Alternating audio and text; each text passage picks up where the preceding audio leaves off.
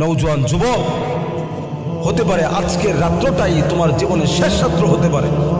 তুমি লাস্ট কবে ফজরের নামাজ পড়েছো তুমি জানো না, লাস্ট কবে ইশারের নামাজ পড়েছো তুমি জানো না। রব ডাক দিয়া বলে, নাফরমান, সকালবেলা যখন নাস্তা খাও তখনও রব ডাক দিয়া বলে, নাফরমান নাস্তা খাও, আমি তোমাকে বাধা দিব না। কিন্তু নাফরমান, এটাও জেনে রাখো তুমি আজকে ফজরের নামাজ পড়ো নাই। তুমি যখন রাত্রের বেলা খাবারে বসো তখনও রব আবার ডাক দেয়, নাফরমান, তুমি খাবারে বসেছো, আমি তোমাকে কিচ্ছু বলবো না। তুমি যে ইশারের নামাজটা পড়লা না, আমি রব জানি। দিন শেষে সবার ইন্তেকাল করতে হবে, চলে যেতে হবে।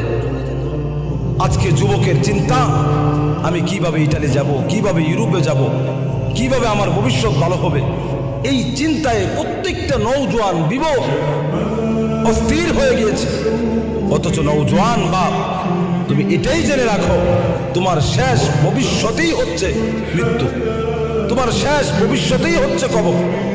তোমার মতো কত নওজোয়ান রাস্তায় অ্যাক্সিডেন্টে মারা যাচ্ছে।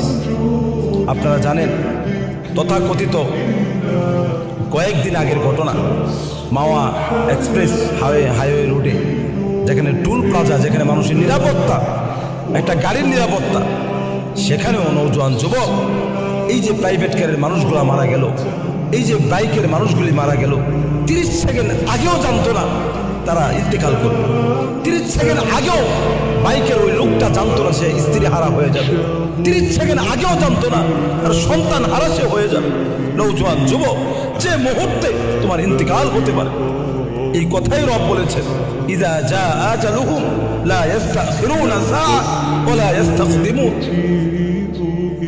যখন মানুষের মৃত্যুর সময় আসবে, এক মুহূর্ত নওজোয়ান যুবক তোমার জন্য অপেক্ষা করা হবে না, এক মুহূর্ত তোমার জন্য দেরি করা হবে না, এক মুহূর্ত আগেও তোমার মৃত্যু হবে না। যখনই মৃত্যু হবে, যখনই সময় হবে, তখনই তোমার মৃত্যু হবে।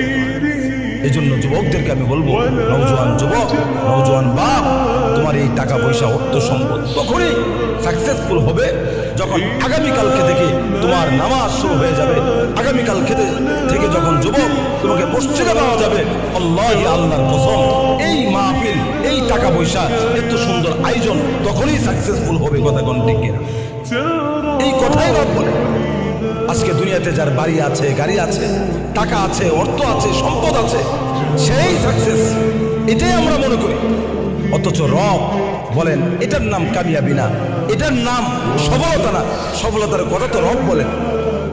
আল্লাহ বলেন কি, কিসের মধ্যে সফলতা?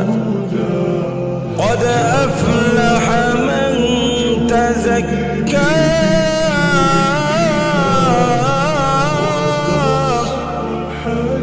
রব বলেন সফল তো ওই ব্যক্তি যে নিজেকে পরিশুদ্ধ করতে পেরেছে। নওজোয়ান বাপ, তুমি একবার চিন্তা করো, এত সুন্দর অবয়ব, এত সুন্দর চেহারা, এত সুন্দর চক্ষু তোমাকে কে দিল?